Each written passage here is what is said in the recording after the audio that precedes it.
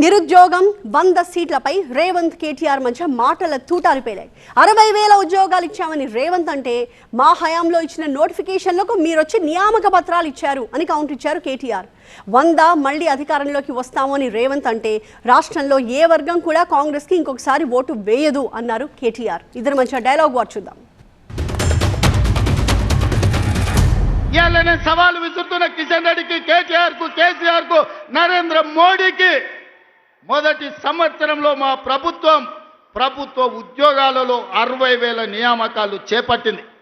మీకు దమ్ముంటే, ధైర్యం ఉంటే, చిత్తశుద్ధి ఉంటే మీరు సవాలు విసిరండి. 60,000 మందిని ఇదే ఎల్పీ స్టేడియంలో తెచ్చి తలలు మొత్తం లెక్క పెట్టిస్తా. ఒక్కటి తగ్గినా మీ కాళ్ళ ముందు క్షమాపణ చెప్పి నేను బయటికి వెళ్తా.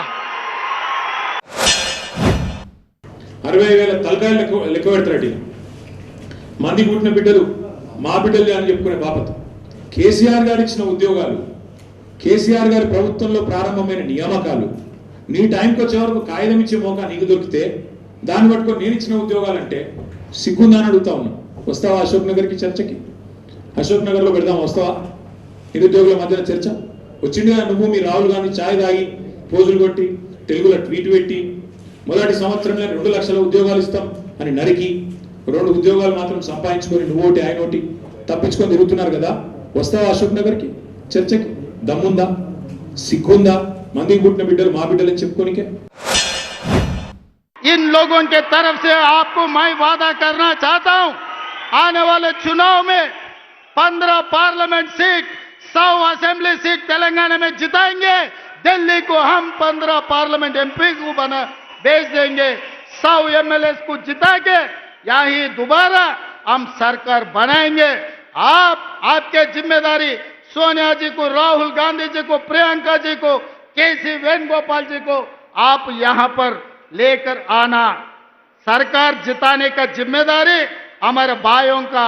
हमारा 100 एमएलए से एक भी कम पड़ा मुझे पूछना.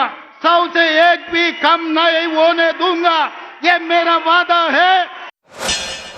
నేను ఒక్కటి అడుగుతున్నా, 100 సీట్లు గెలవాలి. ఎట్లా గెలవాలి? ప్రజలు ఓట్లు వేయాలి.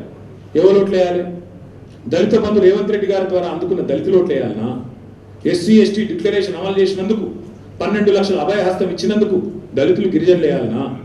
4,000 పెన్షన్లు ఇచ్చినందుకు ముసలోళ్ళు వేయాలనా? 2 లక్షల ఉద్యోగాలు ఇచ్చినందుకు పిల్లలు వేయాలనా? లేకపోతే నువ్వు 2,500 ఇస్తున్నందుకు మహిళలు వేయాలనా? ఎవడేయాలి నీకు ఓటు? లేకపోతే నువ్వు ఎగ్గొట్టినందుకు రైతు బంధు రైతులు వేయాలనా? ఎవడేయాలి? ఎందుకు వేయాలి? ఏ వర్గం సంతోషంగా ఉంది? చచ్చిపోతున్న ఆటో డ్రైవర్లు వేయాలన్నా నీకు ఓట్లు? ఎవరు వేయాలి? ఏ వర్గం సంతోషంగా ఉంది తెలంగాణలో?